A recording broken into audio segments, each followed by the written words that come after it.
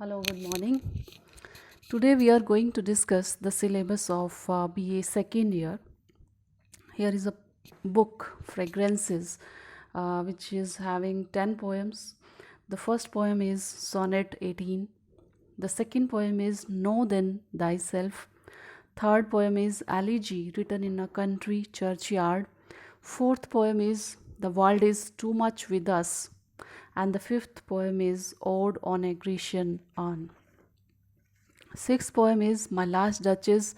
Seventh is When You Are Old. Eighth is Where the Mind is Without Fear. And the ninth is Bengal Sailors. And next and the last poem is Another Woman. Today we will discuss about the poem Know Then Thyself, which has been written by Alexander Pope. Alexander Pope Alexander Pope is regarded as one of the greatest English poets and the foremost poet of the early 18th century. He is known for his satirical and discursive poetry, including The Rape of the Lock, The Dunciad, an essay on criticism, as well as for his translation of Homer. After Shakespeare, Pope is the Pope is the second most quoted writer in the English language. Now, the poem Know Then Thyself, this is an extract. This is an extract from Pope's famous poem known as Essay on Man. In this poem, the poet tries to make a study of man. The lines of the poem are Know then thyself, presume not God to scan. The proper study of mankind is man, placed on this isthmus of a middle state, a being darkly wise and rudely great, with too much knowledge for the skeptic's side, with too much weakness for the stoic's pride. Now, this paragraph includes some words like presume. Presume का मतलब होता है अनुमान लगाना, guess करना. Scan का means जांचना, बहुत मान्यूटली किसी चीज़ को स्टडी करना. और इस्मस होता है जैसे एक धरती के बड़े दो टुकड़ों को मिलाने वाला और एक छोटा और बारीक सा टुकड़ा. डार्कली वाइज हम सब जानते हैं वाइज का मतलब बुद्धिमान है, लेकिन बुद्धिमान भी कैसा है जो अंधेरे में भटक रहा है. रूडली ग्रेट, महान तो है लेकिन असभ्य भी है. स्केप्टिक होता है जो डाउट में रहता है, धार्मिक सिद्धांतों में विश्वास ना करने वाला. और next and the last word is stoic means जैसे जो आत्मसंयमी होते हैं, जिनका अपने ऊपर पूरा कंट्रोल होता है, जिसे दुख और सुख से परे जैसे कहते हैं, वैरागी. अलेक्जेंडर पोप जो है वो इसके अंदर बार बार एक ही बात पर बात करते हैं कि one should not try to study God's ways. One should not try to sit in judgment on God's works. It is beyond the scope of human intellect to explore the mysteries of God. Alexander pope ऐसा मानते हैं कि man जो है he does not have so much power, इतनी strength जो है वो इंसान के अंदर नहीं है कि वो भगवान की मिस्ट्रीज़ को एक्सप्लोर कर सके. Instead of trying to scan God, man should try to know himself. मतलब अलेक्जेंडर पोप ये कहते हैं कि बजाय कि हम भगवान की मिस्ट्रीज़ को जानें, भगवान कैसे काम करते हैं, कैसा उसके वेज़ हैं, बजाय कि इन सब बातों को जानने के बेटर है कि man should try to know himself, वो अपने आप को जाने. The proper study of the mankind is man himself. Analyzing human character, the poet says that man is a curious paradox. He is a combination of opposites. मतलब वो human character को analyse कर रहा है और ये बता रहा है कि जो मैन है he is a combination of opposites. वो अपोजिट्स का कॉम्बिनेशन है. जैसे he stands on the isthmus, वो बीच में खड़ा है हमेशा, किस चीज़ के, डिविनिटी एंड एनिमलिटी के बीच में. Man is a mixture of opposites. He is wise as well as ignorant. He is civilized as well as crude. He is darkly wise on one side and rudely great. Man has a great deal of knowledge. No doubt कि जो man है he is having a great deal of knowledge. बहुत ज़्यादा knowledge है आजकल, science और technology की बहुत ज़्यादा नॉलेज है, बट ही रिमेन्स स्केप्टिक, हमेशा डाउटफुल रहता है. His knowledge is not perfect. उसकी जो नॉलेज है that is not so much perfect and he is too weak to be called stoic. और stoic तो हम उसे बिल्कुल नहीं कह सकते हैं. he is a slave because जो man है he is a slave to his own passions. वो अपने ही passions का slave है. so he can't boast of being a stoic. हम ऐसा नहीं कह सकते कि वो इंसान जो है वो आत्म संयमी है. मतलब हम इंसान जो है वो इस स्टेज पर हम कभी नहीं पहुंच सकते कि हम लोग कहें कि हम सुख और दुख से परे हो गए, हमें किसी चीज़ का फ़र्क नहीं पड़ता है. तो मैन जो है मतलब he can not boast of being a stoic. हम अपने आप को स्टोइक जो है वो नहीं कह सकते हैं. नेक्स्ट जो लाइंस हैं वो है he Hanks between in doubt to act or rest, in doubt to deem himself a god or beast, in doubt his mind or body to prefer, born but to die, and reasoning but to err, alike in ignorance his reason such, whether he thinks too little or too much. Deem का मतलब होता है समझना, और beast होता है पशु. Are means गलती करना, अलाइक सेम मतलब समान. इग्नोरेंस मीन्स अज्ञानता. मतलब मैन जो है he ever remains in a state of uncertainty, हमेशा अनसर्टेनिटी में रहता है. He hangs in doubt whether he should lead a life of action और ही शुड टेक रेस्ट. उसे मालूम ही नहीं है कि वो एक्शन करता रहे या रेस्ट करे.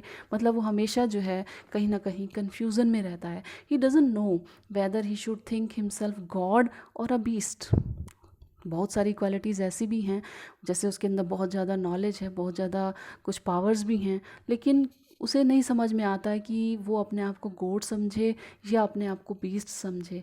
मतलब बार बार जो है पोएट जो है मतलब अलेक्जेंडर पोप जो है वो यही कहना चाह रहे हैं कि man is a paradox of is a strange paradox, जिसको स्टडी करना जो है वो बहुत ही मुश्किल है. He can not be describe by a single name. हम सिंगल नेम से उसको डिस्क्राइब जो है वो नहीं कर सकते हैं. ही remains in doubt whether he should prefer his mind और हिज बॉडी.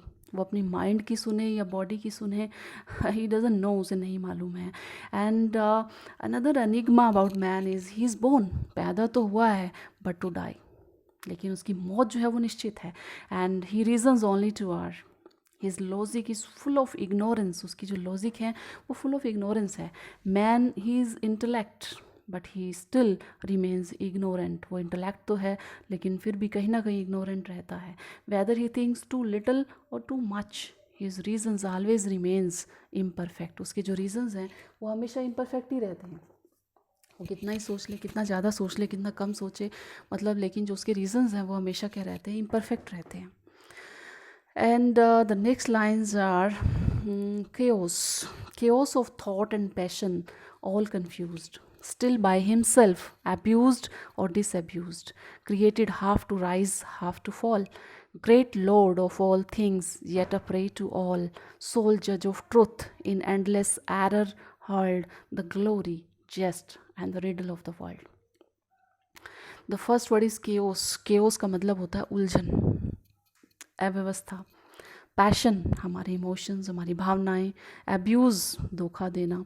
प्रे शिकार, PREY प्रे शिकार. सोल का मतलब अकेला, एकमात्र. हर्ल्ड फेंके हुए, ग्रस्त होना. जेस्ट मीन्स मजाक और रिडल मीन्स पहेली. The man is a mere chaos of thought and passion. He remains confused all the time. He remains confused, and he is always being abused and disabused by himself. In other words, he stuffs his mind with good as well as the bad ideas.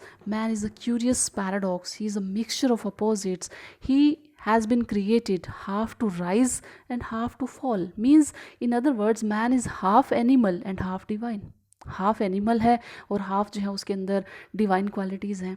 जो उसकी जो divine qualities हैं वो उसको lift करती हैं, lift him upwards, वो उसको ऊपर की तरफ लिफ्ट करती हैं। एंड वाइल जो उसकी एनिमल क्वालिटीज़ हैं वो डीबेस हिम, उसको नीचे की तरफ लाती हैं। Man is the great Lord of all the things, he has mastered all the materialistic things, उसने दुनिया की जितनी भी मटेरियलिस्टिक चीज़ें हैं वो तो ठीक है, उसने मास्टरी कर ली है उसके ऊपर, yet he always falls a prey to these very things, लेकिन इन्हीं चीज़ों के आगे ही वो गिर जाता है।